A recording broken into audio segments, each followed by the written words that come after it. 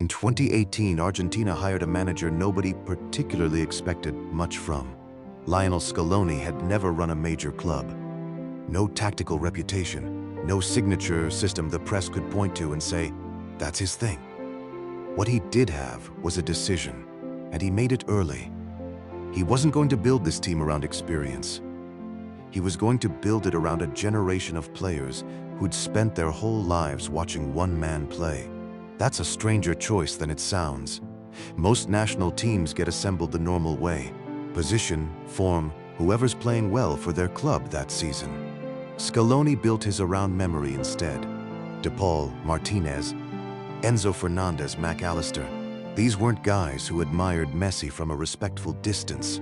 A lot of them wore his shirt as kids. Some of them watched him lose finals and felt it the way you feel it when it's your own family losing, not somebody else's. By the time they were standing next to him in the same jersey, the relationship was already there. They weren't meeting a legend for the first time.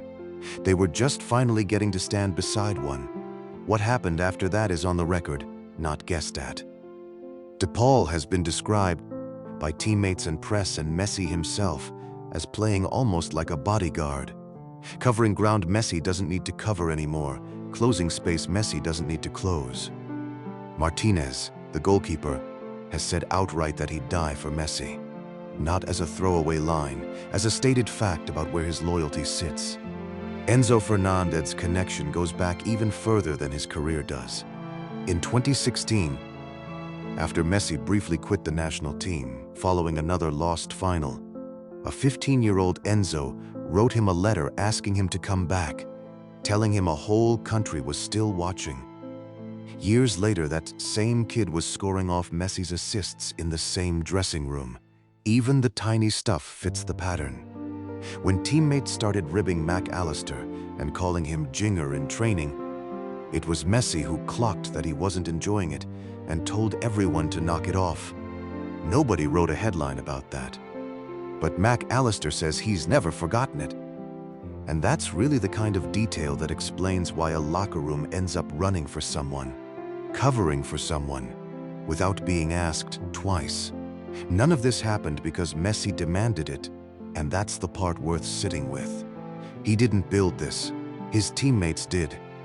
Around him, sometimes without him even clocking it was happening. His presence alone reorganized what an entire squad thought it was there for. Winning still mattered, obviously.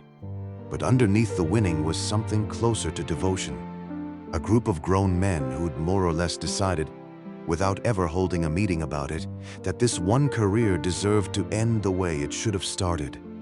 Carried, protected, never alone. Which brings up the real question. Loyalty like that doesn't happen just because someone's good enough to earn it. Plenty of brilliant players never get it. So what actually has to line up? The timing, the history, the exact right group of people showing up at the exact right moment. For a team to decide almost without discussing it, to build its whole identity around one guy? That's where the comparison starts. Portugal's story runs on a different clock entirely. There was no Scaloni figure, no clean rebuild moment where a manager sat down and decided the team would organize itself around its biggest name. What's actually on record is messier. A squad that kept recalibrating around a player whose role on the pitch kept shifting while his status in the country never did. The clearest example sits right before the 2022 World Cup. Days before joining up with the squad in Qatar, Ronaldo sat down with Piers and publicly tore into Manchester United and several people inside the club in enough detail that it was guaranteed to dominate headlines for days. The fact worth noting here is just the timing, not what he was thinking. A squad about to open its tournament spent days before kickoff fielding questions about a club interview instead of its own chances. Whatever the interview's merits, the timing of it pulled attention away from the team at exactly the moment a team needs to be talked about on its own terms. Then there's the training ground clip with João Cancelo. During a session, Cancelo got visibly frustrated after a physical challenge with a teammate. Ronaldo tried to lighten it, hand around the back of Cancelo's neck, clearly meant as playful. Cancelo didn't read it that way. He shoved the hand off and walked away, obviously annoyed. On its own, this means nothing. Training grounds produce 100 small frictions a week that nobody remembers by dinner. But it surfaced at a moment when people were already scrutinizing every interaction around Ronaldo for signs of how the squad actually felt about him. So it became one more data point instead of a throwaway moment. The clearest verbal evidence of where the culture had settled came from João Neves, one of the younger players, asked directly about Ronaldo's place on the team. His answer: Ronaldo's just another member of the squad. Worth being precise about what that is and isn't. It's not hostile, it's not a complaint. It's a flat, deliberately unremarkable description of a player who, for most of 2 decades, had never been described as merely anything by anyone. Whether it was meant as respect, professionalism, or plain distance, the words are what they are, and they sit in sharp contrast to the language Messi's teammates reach for: protector. I'd die for him, not just another member. The Euro 2024 round of 16 against Slovenia produced the moment that traveled furthest. Ronaldo stepped up to take a penalty that could have won it outright. Oblak saved it. Minutes later, as the first period of extra time wound down, the cameras caught him in tears, teammates gathering around. Not after the final whistle, not in the dressing room, but mid-match, with 15 minutes still left to play. Portugal won the shootout and moved on, but what dominated the coverage afterward wasn't the win. It was the huddle, the tears, and the fact that those precious minutes had gone, by all camera evidence, toward tending to one player's emotional state, rather than talking through what was coming next. Whether that was the right call is a matter of opinion. That it happened, and that it became the story instead of the result, isn't. None of these moments proves much on its own. Interviews happen. Training ground friction happens. Players cry after missed penalties. Messi did too, after missing his against Egypt. The difference is timing. Messi's tears came once his match was over. Ronaldo's came in the middle of his, and the whole team's attention went with him. Which leaves the harder question, the one this isn't interested in shrugging off. Was this one man failing to step back at the right moment? Or is it just what happens structurally to any team unlucky enough to still have its greatest ever player on the pitch long after the team around him has moved on? A problem no single player, however good, was ever built to solve by himself. Put the two stories side by side and the easy conclusion writes itself. One team loved its captain. One team just managed him. One dressing room reaches for words like protector and bodyguard, and I'd die for him. The other reaches for just another member of the team. It'd be simple to stop there. It'd also be wrong, because the real gap here was never really about who these two men are as people. It was about the two situations each of them landed in, and neither of them picked the timing. Start with Scaloney.